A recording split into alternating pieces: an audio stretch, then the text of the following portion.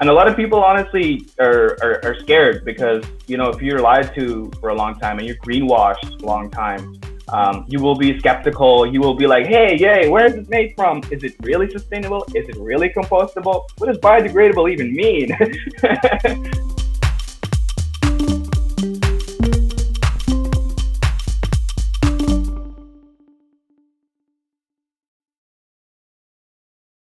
Well, hello, everybody. Welcome. If you're joining for the first time, we go live every day at 10 a.m. Mountain Time.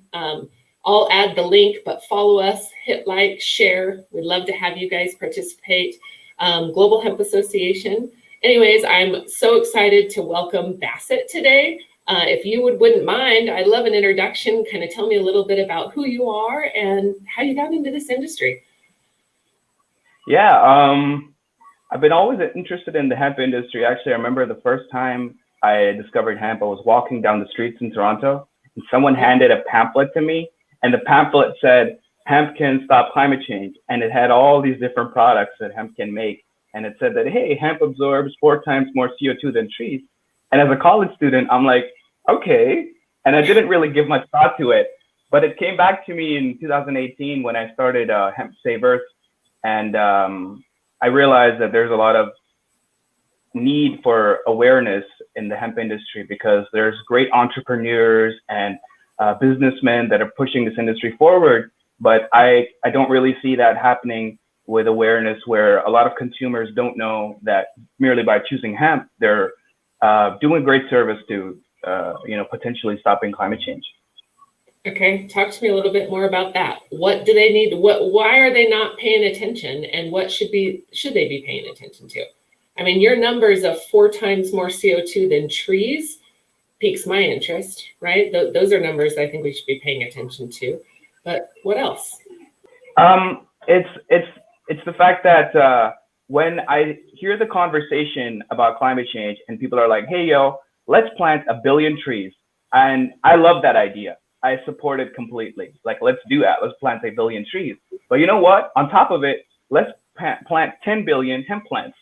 And it's not something that we necessarily have to keep on guard about and constantly go and check on it. It's just what nature does. And if we look at our history, hemp is planet Earth's natural defense mechanism against global warming because it heals the soil.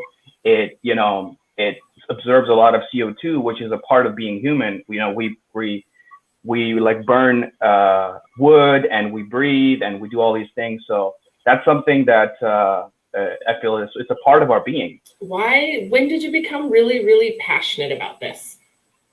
What was your, I mean, outside of that pamphlet, but when did climate change become something that was really you're aware of and you focus on or pay attention to?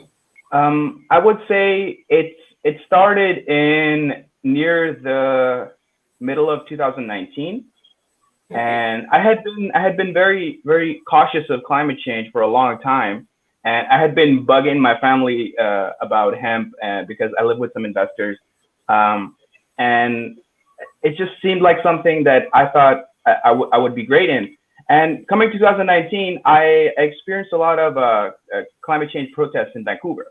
And even coming into early 2020, as you must have seen, Greta Thunberg and a huge groups of the youth and college students got together and started protesting. And I have nothing against that. I think that they're doing what they love. They're passionate about the environment. But I looked at it from my perspective, like, what can I do? I'm not going to go into the streets and hold up signs. I feel that change is usually a lot more internal rather than external. So that's where my journey really began. And I thought to myself that, hey, if we can spread awareness and we can get people to do the right choices and buy products that are sustainable instead of going to buy something that is not, it can make a difference at the end of the day. Okay, so sustainable and sustainability, I think, are words that I hear tossed around a lot, right? What does it mean to you? What is sustainability to you? Yeah, it's definitely a very greenwashy word. I hear it thrown around a lot. Yeah, especially in Vancouver. Vancouver is has a huge crowd of pro-environment, people, but I don't see that I don't see that word being used to its full extent. So what I would say, my understanding of the word sustainable is something we can do over and over again without having it impact the climate in a negative way. And I love that about hemp because, and I watch a lot of your videos when you interview some of the most awesomest people in the hemp industry. And I get to learn so much more from them that I don't already know myself, which is beautiful. And thanks for the plug. For example, yeah, like hemp fabric, for example, the company Hemp Mills, what they're doing is outstanding. What they're doing is outstanding, and their followers are only growing every day. So I can't wait to see them be and like the top of the industry one day in America or worldwide. And just they can use the name sustainable and really mean it, because that's what they are. Like they stand their ground. Pretty cool. So tell me some things that as consumers, because I feel like your generation and younger are who really are going to change the world with hemp, right? Where do you think the focus of our consumers needs to be? And where is it actually? I feel that consumers usually just would love to buy the lowest priced product. And, not talking about my close circle or anyone else, but just talking about from a general marketing perspective, right? The marketing companies would like to price products lower and people would go for that. But then there's another side of the market. There's people that are ready to give up meat just because they think that, hey, it will have a 1 or 2% chance of reducing climate change. And they're willing to make huge sacrifices for that. So the people that I'm targeting are those people, that are willing to make changes, conscious choices based around being environmentally friendly. So consumers don't have the awareness around hemp. And what I mean by that is, let's talk about bamboo straws, for example. Bamboo straws are awesome. They're changing the game worldwide, right? What do you mean? They're changing the game worldwide is like, we don't have to use plastic, single-use plastic anymore. And you don't have to bring your own steel straw anymore. You can go and get a bamboo straw, use it, and then toss it in the grass if you want to do that, right? And nature will do its thing. Okay. Sorry, I didn't mean to interrupt. Keep going. That's okay. But, talking about hemp and bamboo in parallel, not to say that bamboo is any less strong. Bamboo is fantastic. It's used for construction and everything. But people usually don't know that hemp can be used for the same purpose. And hemp, if used, would, just to grow it, you're absorbing so much CO2, and then you're locking that CO2 away into the product. Now, that product itself is a huge benefit to the planet. Just to create it and put it into existence, you've now locked away so much CO2. So that's kind of what people are not aware about. Okay. So tell me where do you see consumers? I hear a lot often, right? Especially in the younger generation, sustainability is a big concern, right? Where did it come from, as well as, or the sustainability as well as where did it come from, right? Is it U.S. manufactured, U.S. made? What's your opinion, or where do you see that as being a concern on the consumer side? I don't think I fully understand your question. If you don't mind just rejigging it a little bit. It's okay, sorry. On the consumer side, do you think that there is interest, or do you hear a lot of interest about, U.S. made, the concern about the manufacturing side, where hemp is being processed, if it's cotton, what type of chemicals are being used, who's sewing it? Do you hear any of those? Yeah. Taglines, especially on the marketing side. Earlier you mentioned, on the marketing piece. What's your opinion? Yeah, definitely. I feel that a lot of people are sketched out by the large variety of products that are available in the market that aren't really honest about what's in them. And when something is US made or Canada made, we can, be more confident in it, in the sense that we know that it was made with more transparency, and depending on the company as well, how transparent they chose to be. Like, let's look at hemp mills, for example. They're quite transparent about how they do things, how their product is brought out, and their process since the start, their struggles and everything like that. So like looking at them and looking at a product that is not US made, and it's hard to find what their process was to make that product. There's, it's easy which I'm gonna choose. And a lot of people honestly are scared because, if you're lied to for a long time and you're greenwashed a long time, you will be skeptical. You will be like, hey, yay, where is this made from? Is it really sustainable? Is it really compostable? What does biodegradable even mean? So you said something that I have an opinion or a question about. You said, if it's made in the US, that there's a little bit of confidence that we have in knowing where it's made or where it came from, or if it's compostable or, biodegradable. When we say greenwash, I didn't even know what that meant. I assumed that if I bought a hemp plastic bottle, that it was biodegradable. I didn't know that you only needed 25 or 30% hemp plastic to make the bottle a hemp plastic, or to be able to label it as hemp plastic. So when we talk about greenwashing, right, what do our consumers, in your opinion, need in order to understand the real greenwash, and what solution could we provide for them? I see that greenwashing is just one of the best marketing tactics out there. And this is a side of the climate change, let's call it industry, that I really don't like, and it's the fear mongering. So people are genuinely afraid. People are genuinely scared about our planet's health, and they're genuinely afraid about the next 20, 30 years. And what companies would do is they would leverage that into their product. So, leverage that, hey, compostable, biodegradable. And a lot of the ads that I get on Facebook, because this is my, this is what I search all the time, are all ads about like the first picture will be, let's save the oceans, and then buy our product. You know what I mean? And I don't blame people for doing that, because if they're doing it in an environmentally conscious way and they're using that to sell their product, I love it. Like, please, do more environmentally conscious things and make your product at the same time, like make money in an eco-friendly way. But when it's companies doing it in a wrong way, they're just labeling it and just labeling it randomly, eco-friendly, eco-friendly, eco-friendly. Like, technically everything is biodegradable, even But what makes it wrong? They're following guidelines, right? If we only need 25% or 30% hemp plastic, and I label my bottle hemp, made from hemp, that's what it is, right? And then here we're out preaching that, hey, hemp, it's biodegradable. You can throw it in the yard.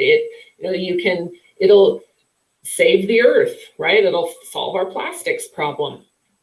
So are we educating our consumers? And what does that look like to bridge the gap for what is really happening by standards and guidelines, and do those standards, I guess, you think need to change, or do we need to re-educate, and what does that look like? It's interesting that you brought it up.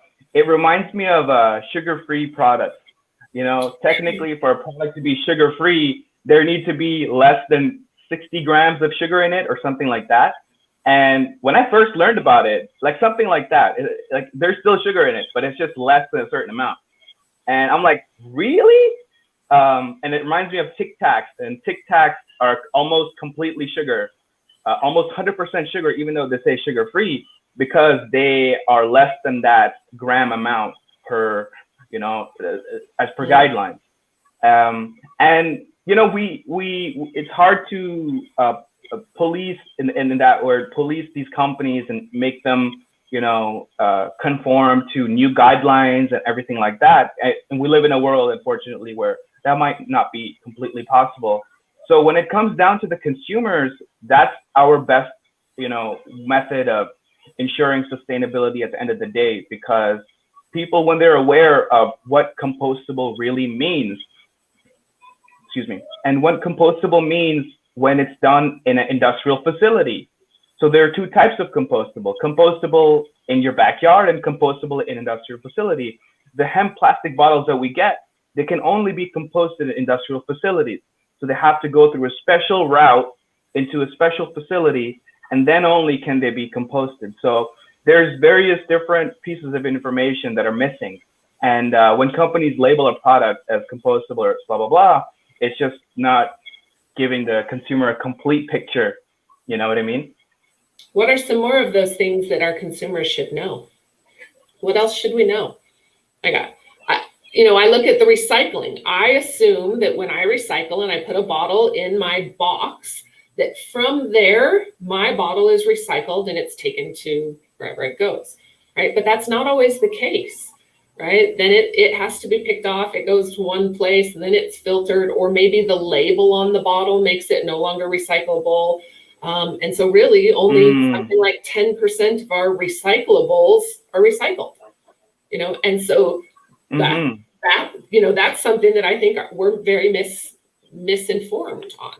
What are some other, key things that maybe we as consumers, or even people in your generation or younger, or our generation and younger, that see it maybe in a different view or need to be educated differently? Yeah, it's good that you brought it up, especially the example of the recycling bottles, because that's very important to put into context. There's being very skeptical and there's being very optimistic. I've seen both in with regarding bioplastics or hemp plastics and etc. So people that are very, very skeptical, they'll say, hey, you can't make plastics with hemp. It's not going to be, structurally sound. How are you going to protect it from the elements? Blah, blah, blah. I'm like, it's not quite that way. It is entirely possible to make plastic with hemp. The company Lego is going to do it, and they're actually, doing it right now. They're doing R&D to roll it out by 2030, I believe. But the next part is the very, very optimistic, and there's a misleading post going around on the internet where there's a hemp bottle. It says day 1, day 20, day 30, day 40, day 50. And it just biodegrades and gets eaten by the soil. I'm like, there is no hemp bottle like that I can go and buy in the store, So if somebody thinks that, I've heard that it actually, those types of bottles, if we're going to make something out of plastic like this, right? A cup, I have to see where I'm at. Hey yo, where in the window and where? But like this, the hemp plastic lasts longer, right? It's a more stable, more sturdy. You can hit a hammer with it, right? Or hit it with a hammer. It's replacing car parts is very sustainable with the same types of plastics, where it's making a huge impact. And what I understand is the impact it's making on the way at which it's grown and processed, right? The impact on the carbon footprint is massively different. And I wish I could speak to exact numbers.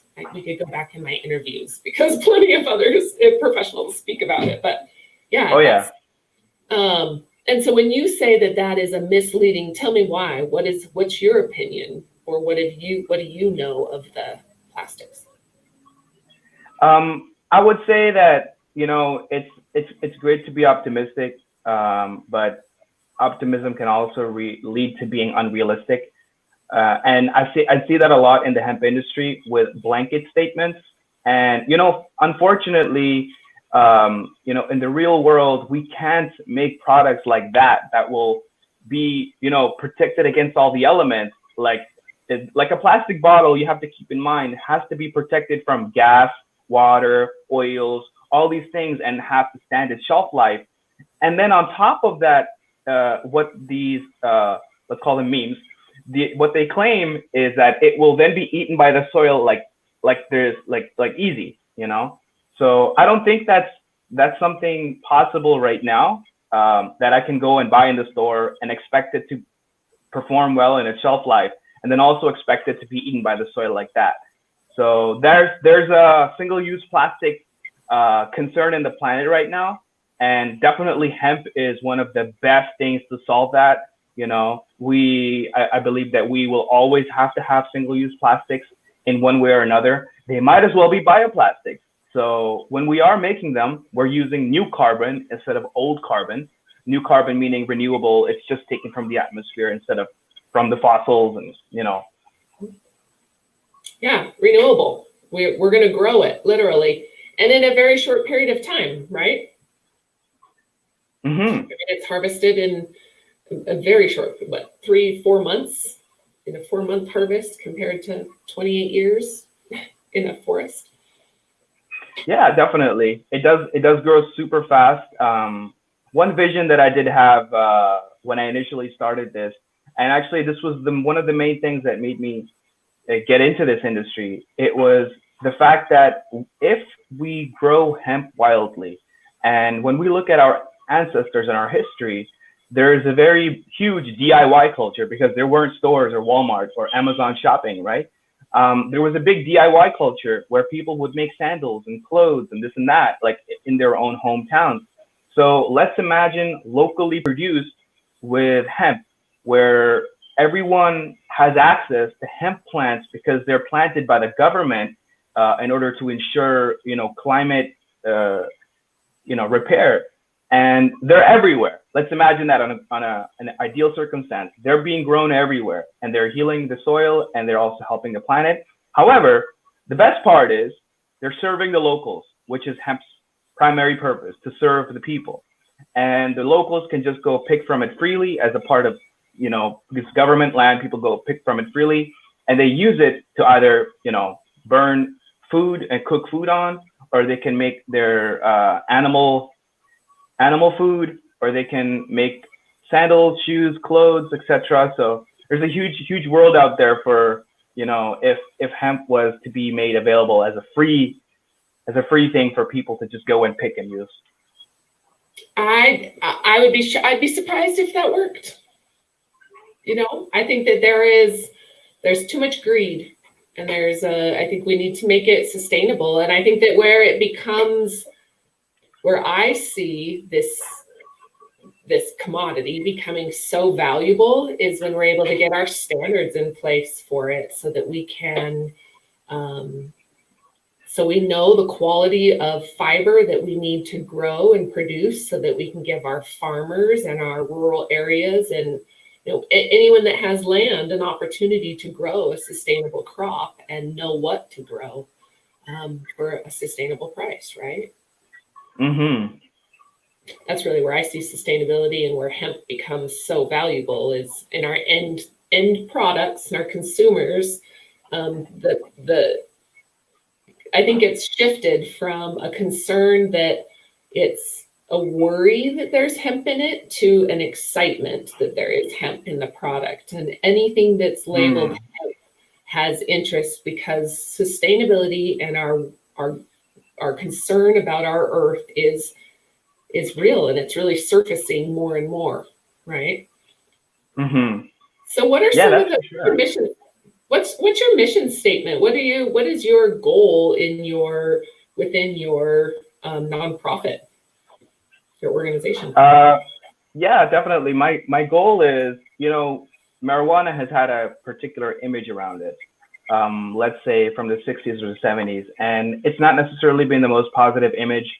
It's been somewhat of a negative image, and unfortunately, it's no longer useful when we're going down this path of, reducing climate change and making eco-friendly products on the wide scale.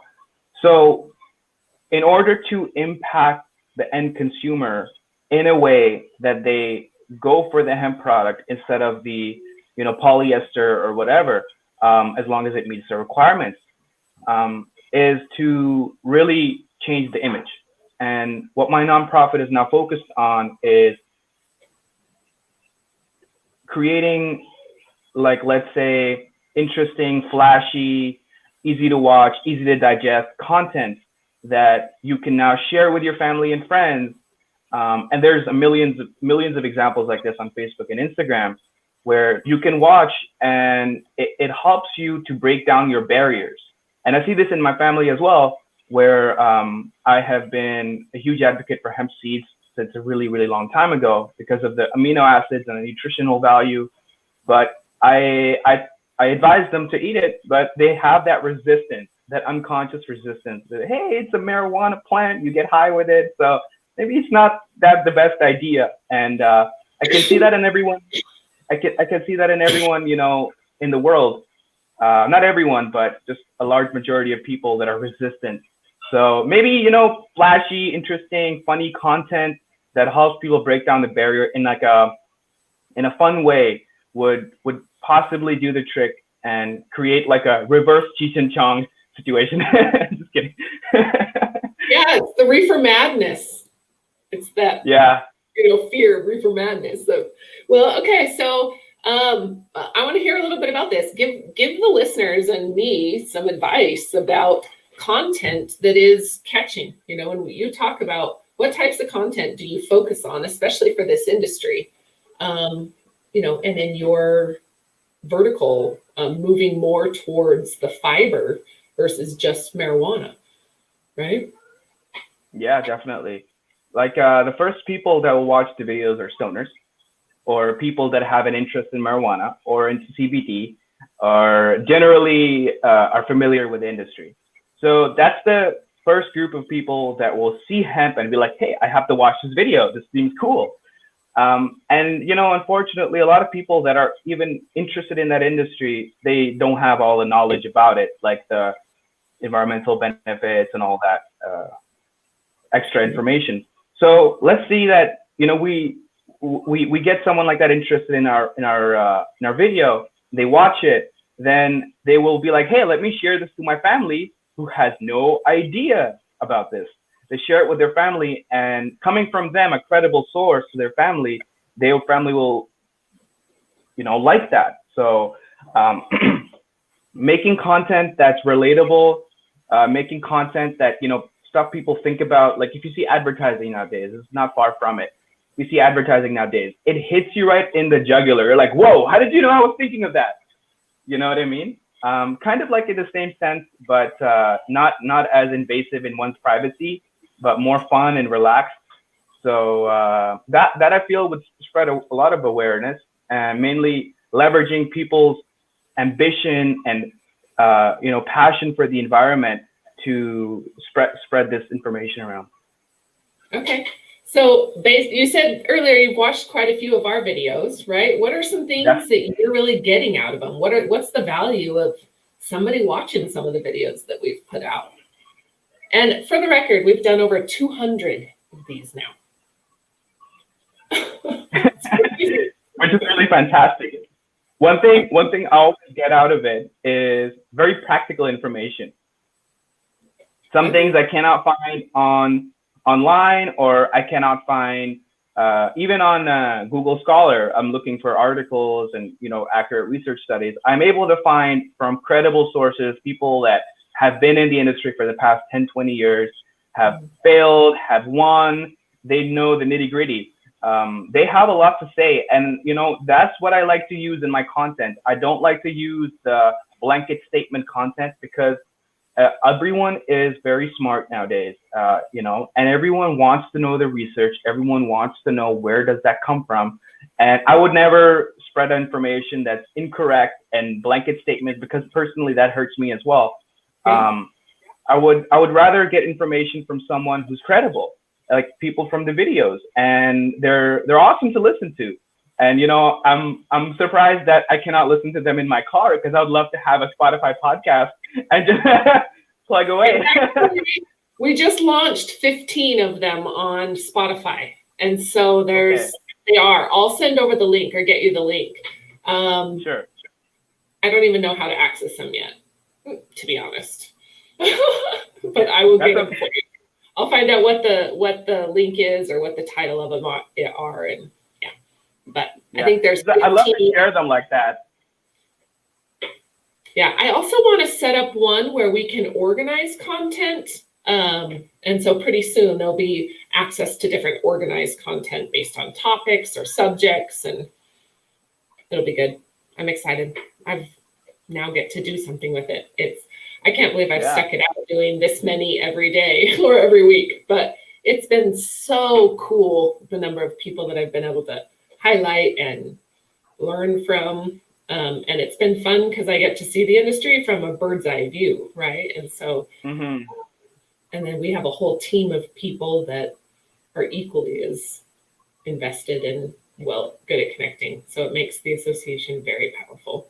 Yeah, it's been fun. Yeah. So where do you see the industry really going, and what hurdles do we have to overcome over the next couple of years? There's quite a lot of hurdles, but something that you are doing is crossing over one of those hurdles, and that is bringing people together. And I did get a basic understanding of that initially, where I saw a lot of disconnected parts of the hemp industry, and companies like Global Hemp Association are bringing those parts together and helping them work together and make bonds and make contracts and make teams and whatever is necessary to move forward. And I love that. So on that same topic, with coming together, I see that one of the biggest hurdles is governments need to align their priorities with climate change. And unless they don't do that, they will never fully adopt hemp as a product that they should see going mainstream. Now, my vision is to see that car outside to be made out of hemp, which Henry Ford did, and some entrepreneurs have done recent years too. Now, let's imagine the government funds that, or the government puts out an initiative, say, hey, if you buy a hemp-based car, yada, yada, yada. So that would only be possible if they're putting their heads together with entrepreneurs and companies and saying, hey, entrepreneurs like, hey, we want to do the right thing for our planet and make money. And the governments are like, we don't want to see our city suffer from the consequences of, being environmentally damaging. So those are just aligning priorities and doing the right thing together. And then on top of it is what I'm focused on is spreading awareness. If the people don't know, the people will not buy. Right. I think there's one other big piece. There's a lot of big money coming into the industry, right? And we hear about it all the time that money is starting to move in now that we've been able to prove concept. Right now, it's a matter of we have this big gap in ability to scale the processing to hit mainstream products, right? Like Lego or Patagonia. A lot of it has to still be sourced from other countries because we just don't have the infrastructure for it, right? Government contracts and government partnerships.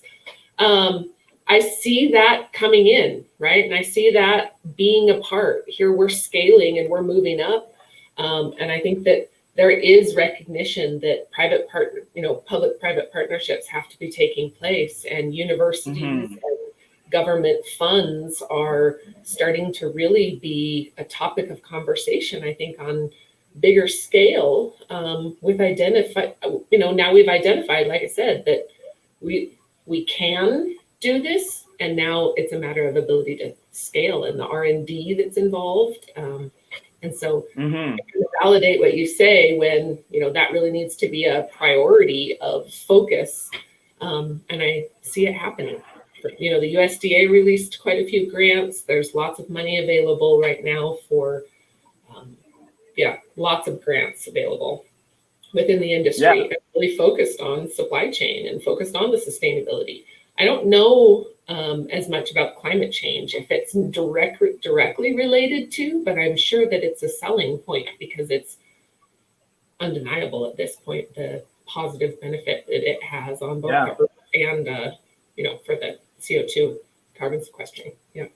One thing you mentioned that brought up a point on my mind is the thing about hemp knowledge is a lot of the best knowledge, the most realistic truths are with the professionals and not in the published articles, and I think I've heard you mention that in your talks as well with some of the entrepreneurs is that information, if it's capable of being put down into university courses, and those courses are certified and people are able to get certifications. Like I believe there are some courses like that in France where you can get a certification in hempcrete construction. And let's imagine that in America, where people are able to get those certifications, funded by the government, and the government has grants for that type of education and how many students you're able to graduate per year. that would be awesome for the industry because unfortunately people don't have that many years to learn that experience and to fail and win and fail and win.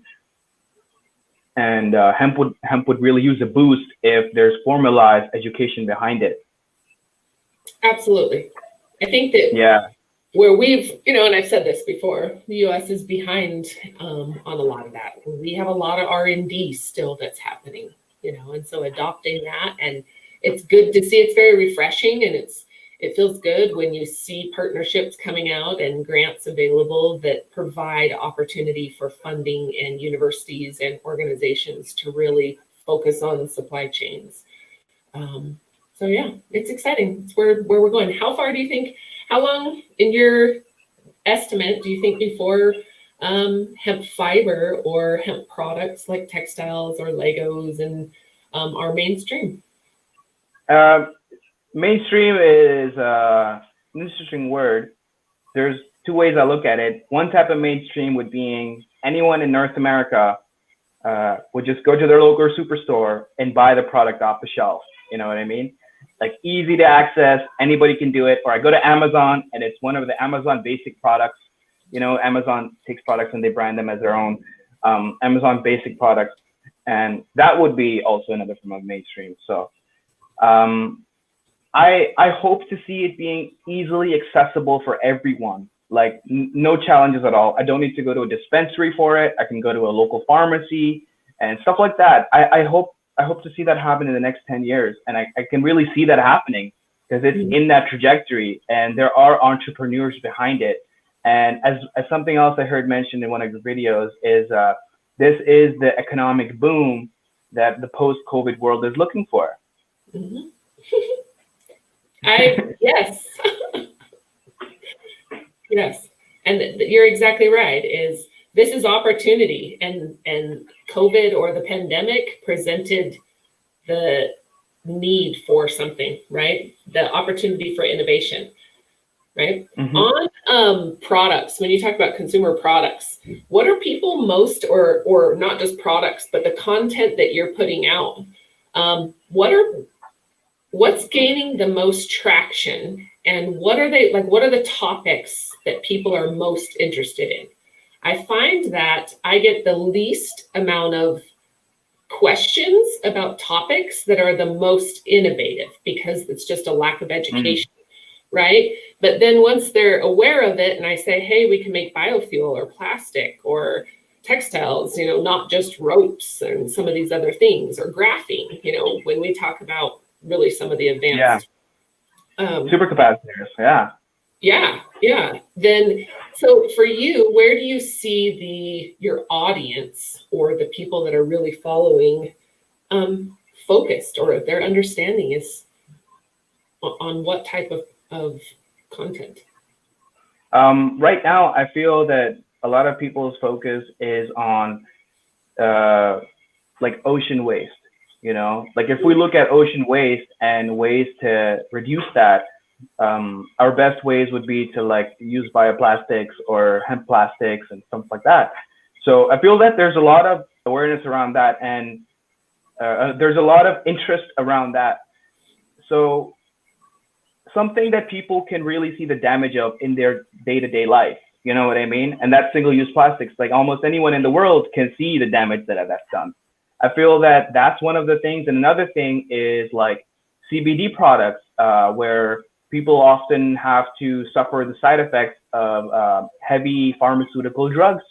And that's quite unfortunate. And when they do switch over to CBD, let's say for seizures or something like that, they have none of those side effects and they have 100% of the relief. And I see that there's a lot of interest in that, something that people can see in their day-to-day life is a challenge or a struggle. It's kind of how products are marketed to people. It's like, you have this problem, and people are like, yeah, I have that problem. And they're like, here's a solution to that problem. And those things just balance each other out. So interesting. So you'd say like the plastics are probably the peak of interest of most people because of the problem that we're facing is so in our face. Plastics might not be at the peak of the interest. I would say at the peak of the interest is most likely CBD products. But my main focus on that is people are interested in what they can see benefit them immediately. Let's say if I talk about hemp wood construction, that's not going to get much interest because hemp wood is not something that is, people can, you're like, why just use regular wood? People don't really see the damage of that right now. Like we're cutting down trees at such a fast rate, especially if you're in North America. We have still got a lot of trees, so people can't really see the damage of that. But if we talk about hemp plastic, that's like whoa, it's like we can see the benefit of that in our society because like we're seeing a lot of damage, and this is a solution. That's interesting because I think you make a really good point, right? It's oftentimes we as businesses push what we're doing down, like, hey, I sell hemp plastics. Look how good it is. Look how good it is. Look how good it is. This came to light when I was saying, listen, hemp textiles and fabrics are way better. And somebody said, why would I care? I can go to the dollar store and buy a t-shirt. And it wasn't until the correlation between human rights and human trafficking was related to that $1 t-shirt. Right? That it was like, oh, wait, now we can bring manufacturing to the United States. And now that's not a concern as much for me. It still is, but not like it might be, right? But understanding in that education. And so I think that there's a lot of, misinformation and a lot of education that has to happen to why things are, why is hemp or why is the problem actually related to that person, or how is it related to that person? And we as businesses have to meet at their level, back understanding what it is and who is our consumer and who are we targeting.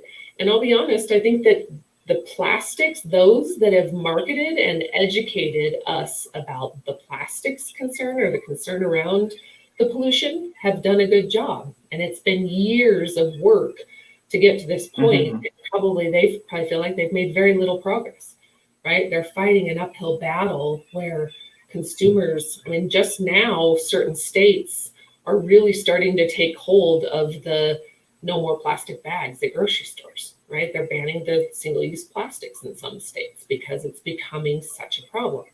The recycling is really where the education gap, I see there's a big education gap there. But back to, we as businesses and organizations need to pay attention to who our consumers are. And you made a good point picking it up, that what hits them in the face, how do we relate our problem to their pain point, or our solution to their pain point?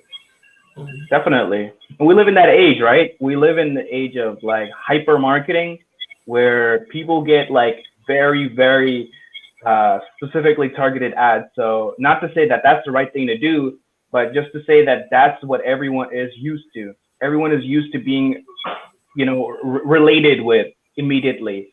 And everyone's used to having the world kind of understand them in that sense, in that marketing sense. So I see that happening a lot in the next coming years, with regards to spreading awareness, because the hemp industry is in the upward trajectory, but it won't really get the traction needed unless people know what they're buying and they know why they're buying. Instead of buying the $1 t-shirt, they just spend like $2 and buy another t-shirt, and they're from that example that you brought up with regarding to human trafficking, they're not adding to the problem, they're adding to maybe a solution.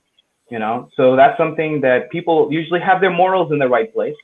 Most people want to do the right thing, and we just want to make it easier for them to know what's needed in order to make the right choice.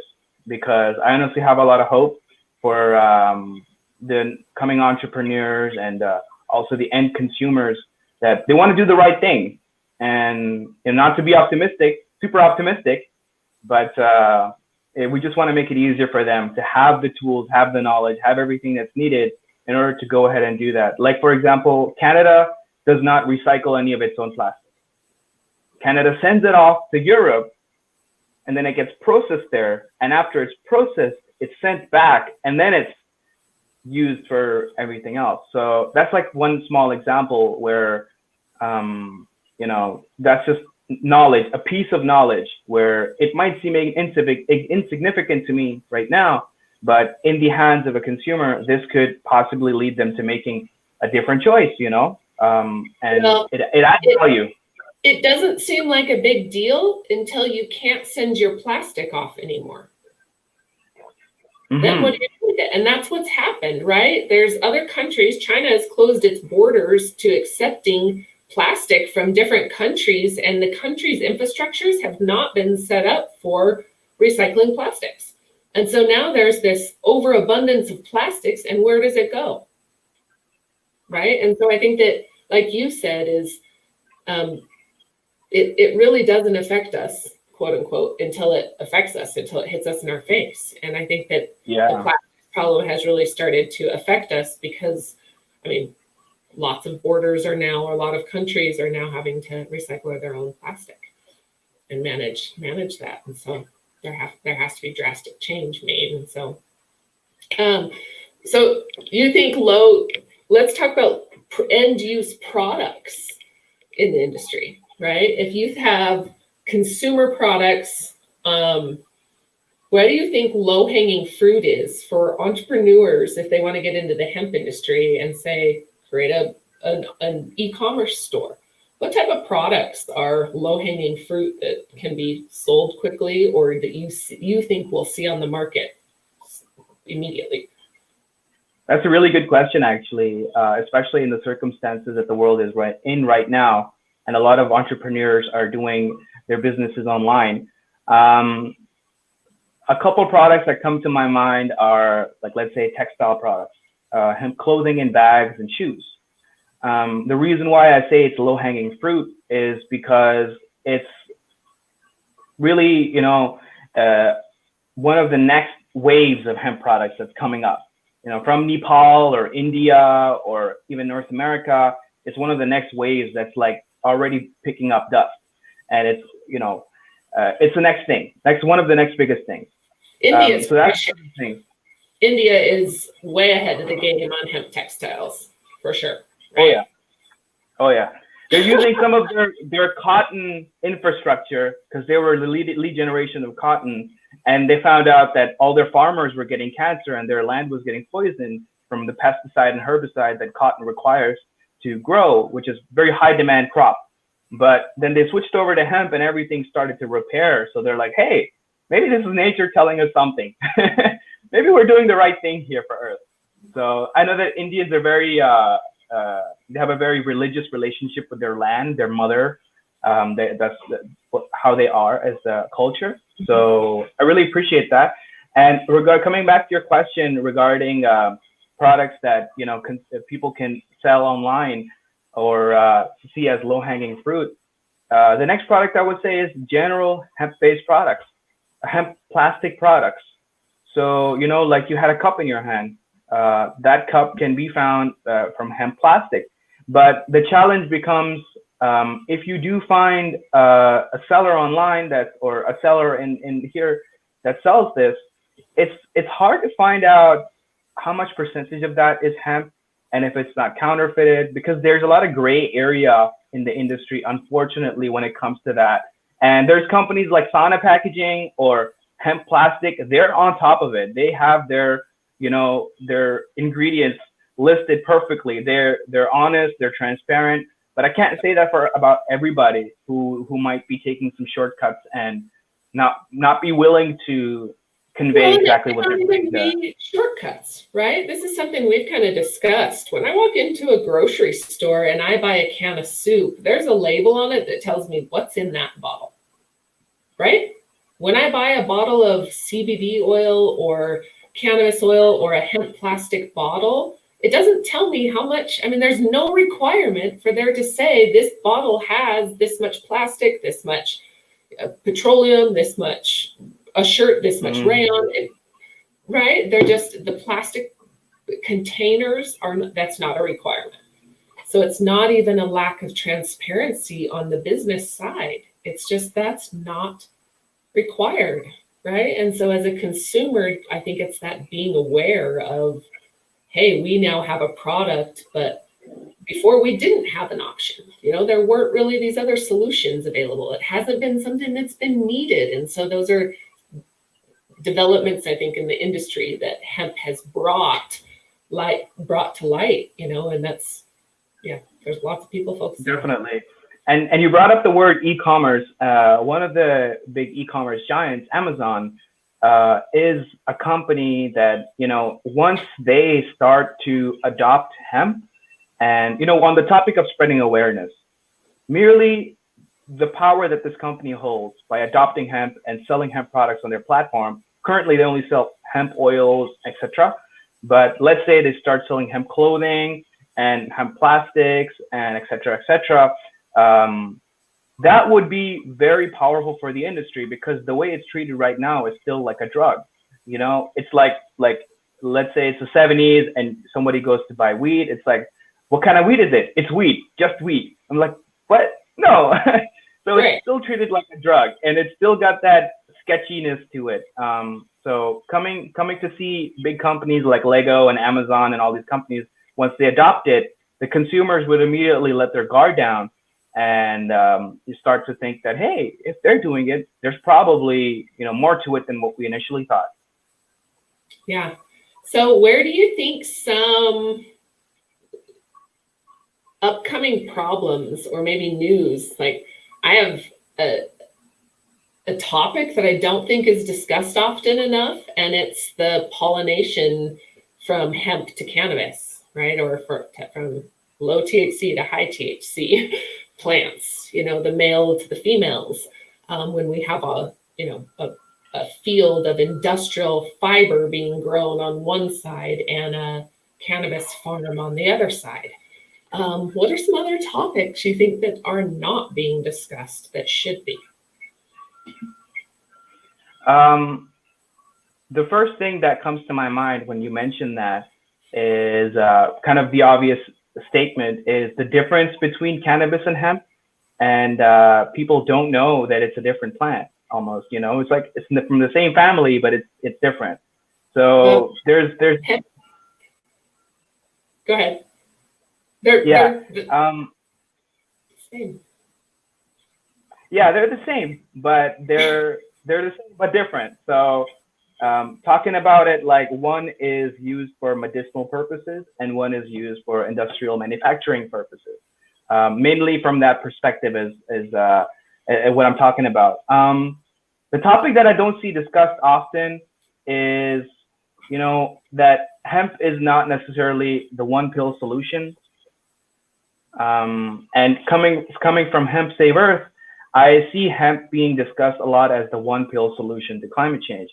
And I really hope that this is discussed more often by entrepreneurs and companies that are pushing hemp as, a great, eco-friendly product, which it is. It's awesome. It's going to make a huge difference, but it's not the only thing that's going to make a huge difference. There's bunch of other products out there that also need to be incorporated, and plants and this and this. So it's definitely, it's a joint venture with a lot of different industries, and not just the hemp industry alone that's going to add to the benefit of the earth.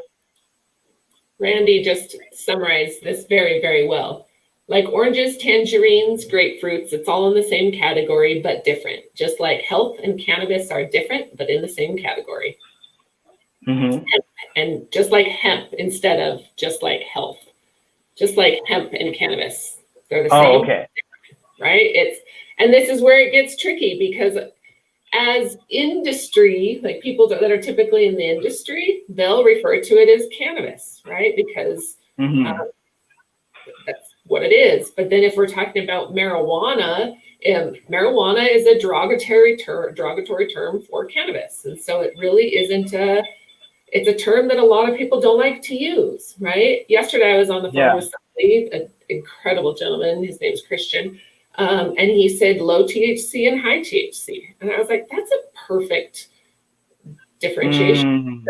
And same with industrial hemp. You brought up earlier, there's industrial hemp for manufacturing and for fiber or construction materials, animal bedding, as a commodity, and then there's medical marijuana or medical cannabis, right, for health and wellness. What about this middle piece of hemp that's been created, right? We have industrial and we have medical, but then we have hemp that's really the same plant as the medical, just a low THC.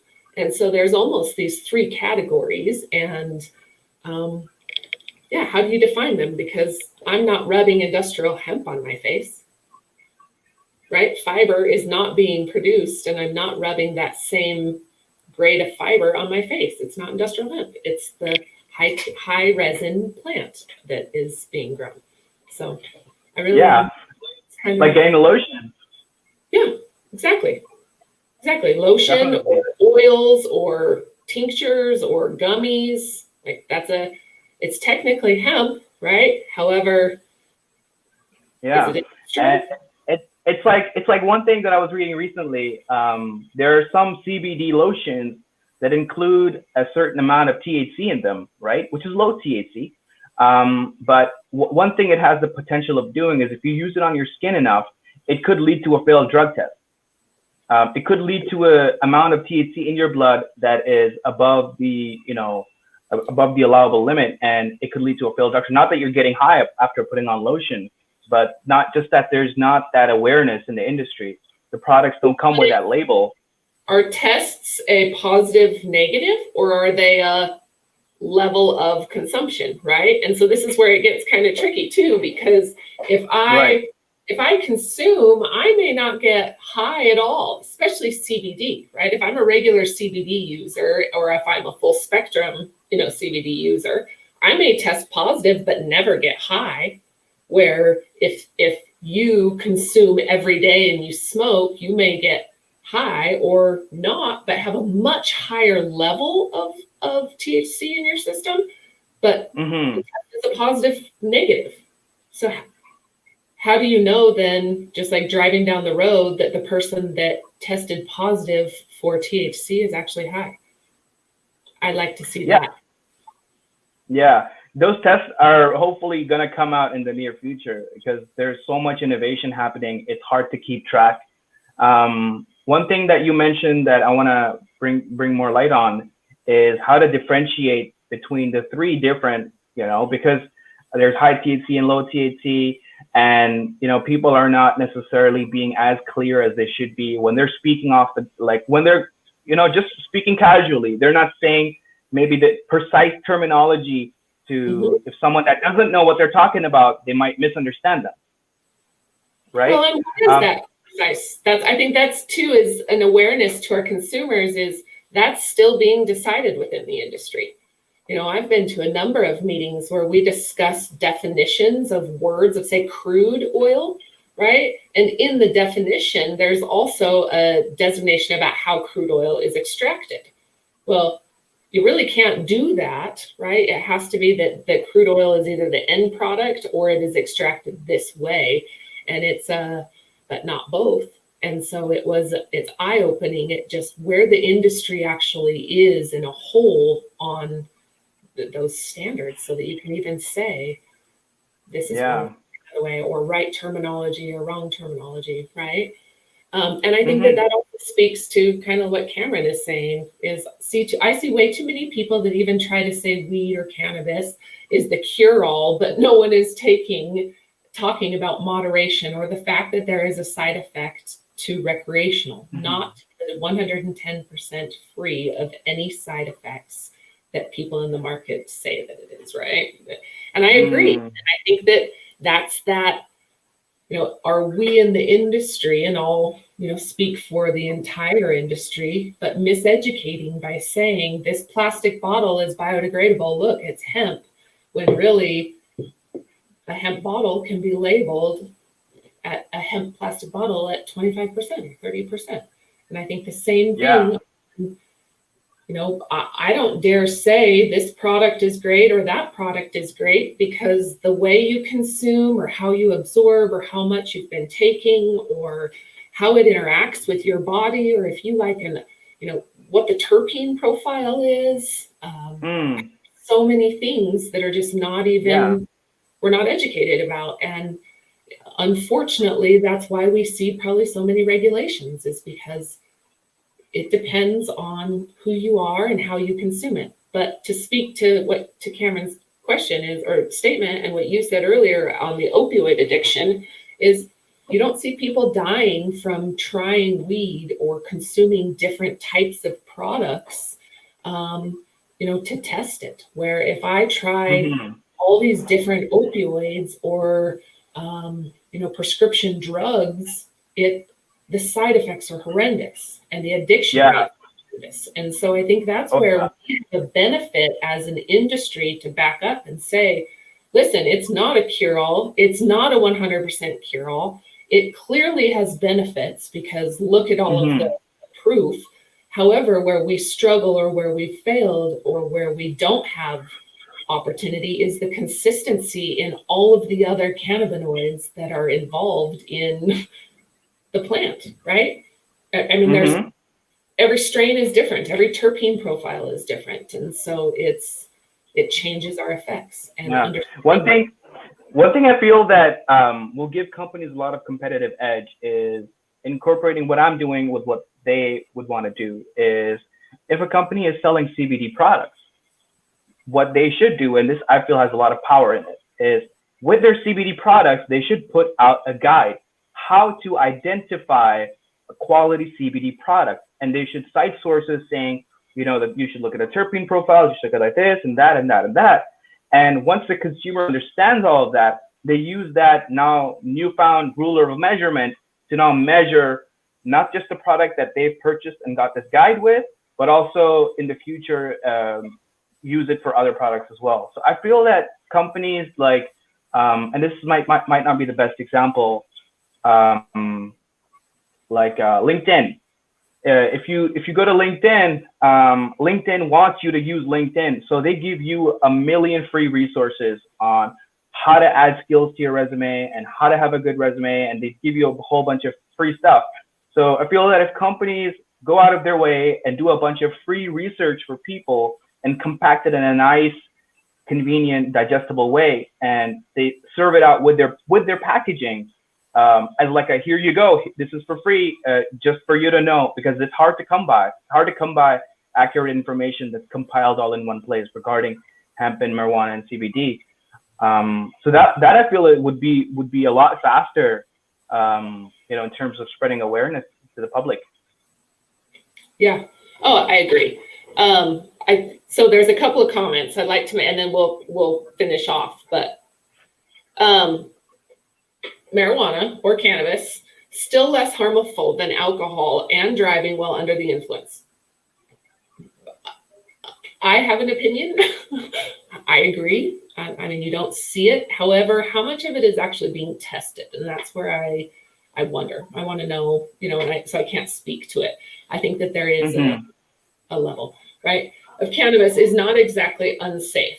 Tests have shown that you really can't tell under observation the difference in driving, all much better and safer than pharmaceuticals, pharmaceutical companies, alcohol companies, and prisons, private prisons, instead of private prisons, all lobby against the cannabis because it's their business. I agree. The lobbying, it's blown my mind. Cameron says, opioids are detrimental physically if abused. I think even without abuse, there's so many people that become very addicted and they take them as prescribed. And so I don't think that it takes abuse. I think that it's funny if you take it as prescribed, it's dangerous.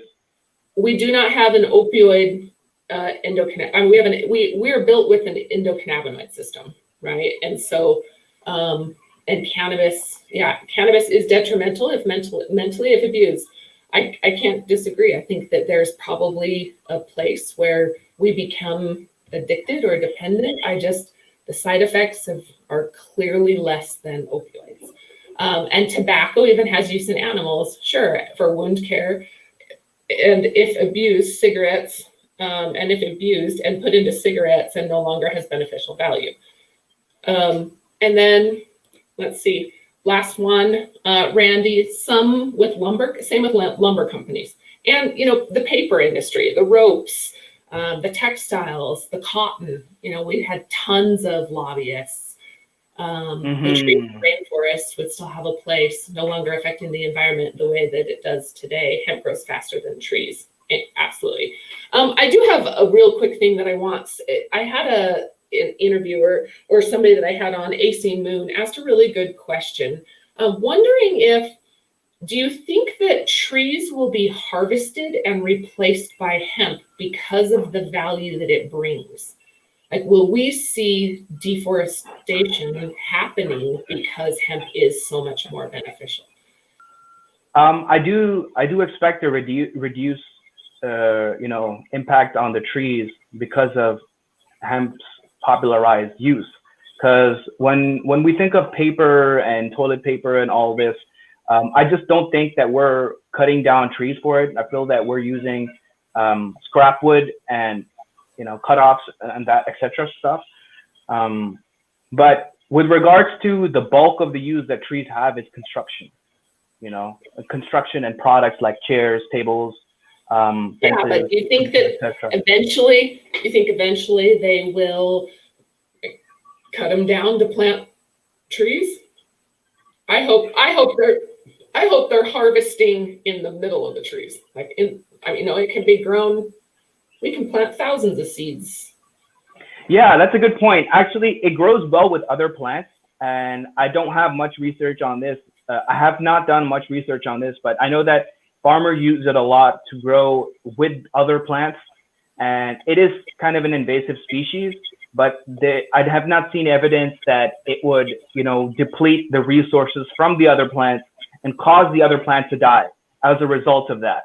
I have not seen hemp doing that. Instead, it adds nutrition to the soil, so it's very good to grow with other plants. And in an ideal world, if we grow if we grow hemp in forests alongside trees, it won't damage the trees. And there's a lot of forests in the world, but there's also a lot of empty land.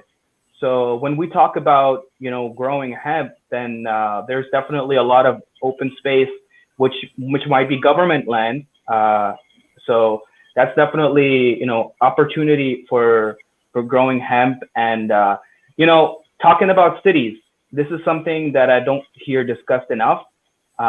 When we live in the city, let's say you live in Los Angeles or somewhere where there's dense smog, the government has to put laws in place to put a certain amount of green areas in every 10, 20 blocks. They have to put green areas, otherwise people would not have a comfortable lifestyle.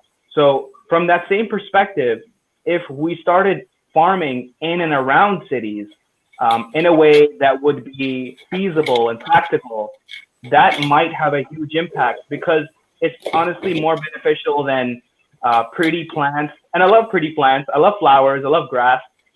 It's just that if we started to focus on hemp, it would be reducing climate change, and it would be something we can use as a food or a source of something. Think about your biofuels and where most of your smogs are coming from. Your smog is coming from in big cities. Mm-hmm. Right? That makes a big impact.